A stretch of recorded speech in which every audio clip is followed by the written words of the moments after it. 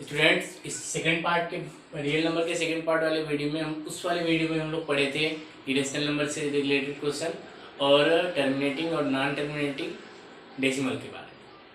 अब इस पार्ट में हम लोग पढ़ेंगे इक्विलिब्रियम डिवीजन लेमा का जो थ्योरम है उसके बारे में। तो ये थ्योरम क्या है, सिंपल सा है। ये थ्योरम डिवाइडेड, डिवाइजर, कॉन्स्टेंट और रिमाइंडर पे बेस्ड है।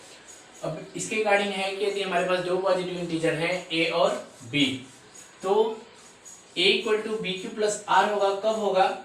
जब हमारा q और r टू यूनिक इंटीजर होगा और जो r होगा वो 0 के इक्वल होगा या फिर 0 से बड़ा होगा, और जो b होगा वो r से बड़ा होगा और 0 से भी बड़ा होगा। तो इसका जो यूज है इक्विलिब्रियम डिवीजन लेमा का, जनरली हम लोग एचसीएफ में करेंगे। अभी हम लोग को जो क्लास 10 में पढ़ना है वो एचसीएफ में करेंगे और इस पे इक्विलिब्रियम डिवीजन लेमा पे बेस्ड कुछ क्वेश्चन को सॉल्व करेंगे। अभी हम कुछ ये जो है वे हम देखें तो एक फार्मूला पढ़े थे पिछले क्लास में, divided equal to divisor into constant plus remainder. तो इस फार्मूले पे बेस्ड है। अगर हम इसका इस फार्मूले से अगर कंपेयर करें तो a equal to b q plus r, देख रहे हैं कि a डिवाइडेंट है, डिवाइजर का है, b है, कॉन्स्टेंट क्या है q है और रिमाइंडर क्या है r है। तो इस तरीके से अगर हम ये जो हमारा सिंपली इक्विलिब्रियम डिवीजन लेमा का जो फार्मूला है वो dividend equal to divisor into constant plus remainder ही है। इसका जो सबसे पहले जिक्र आया था इक्विलिब्रियम डिवीजन लेमा का वो बहुत समय पहले आया था, एक इक्विलिब्रियम एलिमेंट्स नाम की पुस्तक थी, उसी में इसका सबसे पहले जिक्र आया था। तो इससे इस पे ढेर सारे क्वेश्चन बनते हैं। सबसे पहले एससीएफ पढ़ते हैं हम लोग। एससीएफ का क्वेश्चन आता है कि इक्विलिब्रियम डिवीजन लेमा की हेल्प से एससीएफ निकालिए। तो अगर सिंपल सा हम क्वेश्चन लेते हैं, कोई सिंपल सा क्वेश्चन 24, 76 और हमको इसका एचसीएफ फाइंड करना है, एचसीएफ निकालना है हमको इसका 24 और 76। सिंपल सा जो हम लोग डिवाइडिंग वाला मेथड है उसी से यूज करेंगे डिवाइड का। तो 3 टाइम्स आएगा 72, 4, 26, 24 और जहाँ पे रिमाइंडर 0 आ जाए बस वहीं पे हम लोग रुक जाएंगे, और यहाँ पे रिमाइंडर 0 आ गया वहीं पे हम रुक जाएंगे। और तुरंत ही जो हमारा यहाँ पे डिवाइडेंट होगा, जो डिवाइजर होगा वो हमारा एचसीएफ हो जाता है। तो यहाँ पे जो डिवाइजर है वो क्या है 4 है, तो हमारा एचसीएफ क्या हो गया 4 है। तो इस तरीके से हम लोग एचसीएफ करेंगे। और एचसीएफ का तो क्वेश्चन इजी होता है, लेकिन इसमें थोड़ा सा बेस्ड कठिन क्वेश्चन लगाते हैं। इससे कठिन क्वेश्चन एक क्वेश्चन है, देखते हैं सिंपल सा कि so that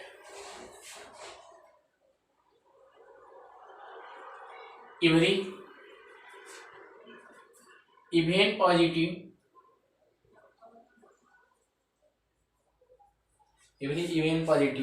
integers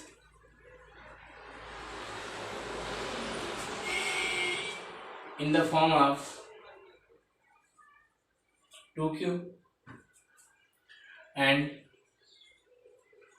every odd positive integer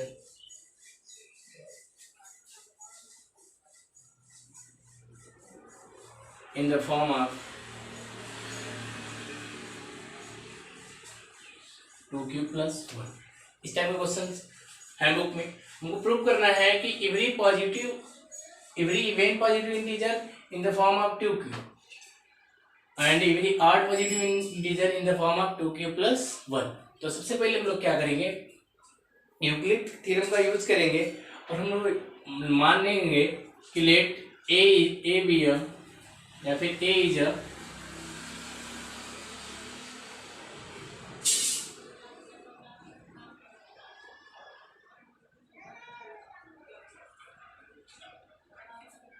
and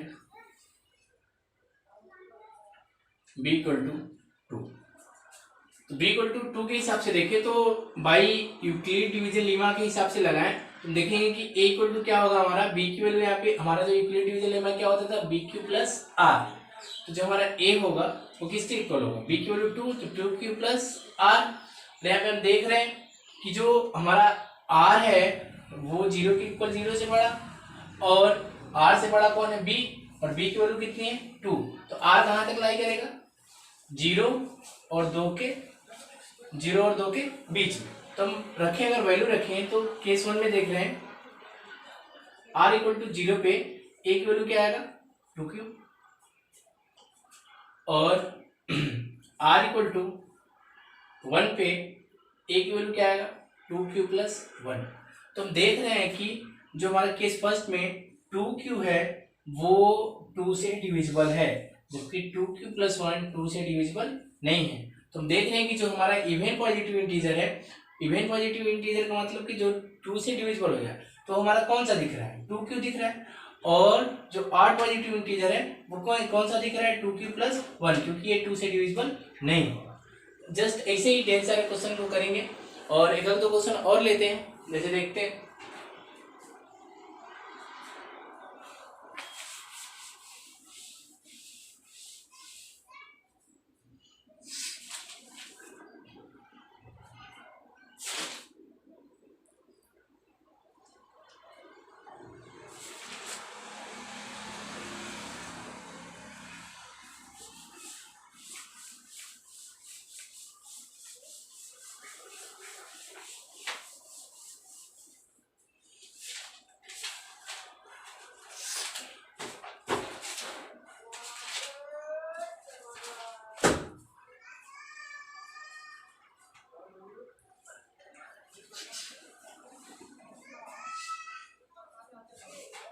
next question देखते हैं।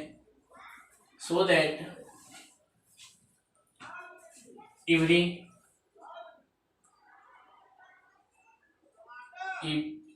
odd positive integer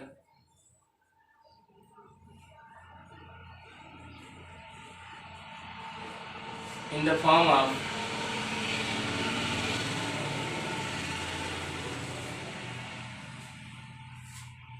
4q plus 1 and 4q plus 3, where q is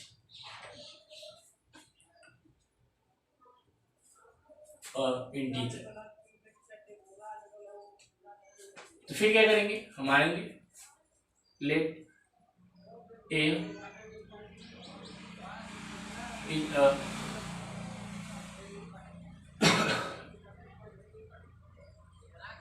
integers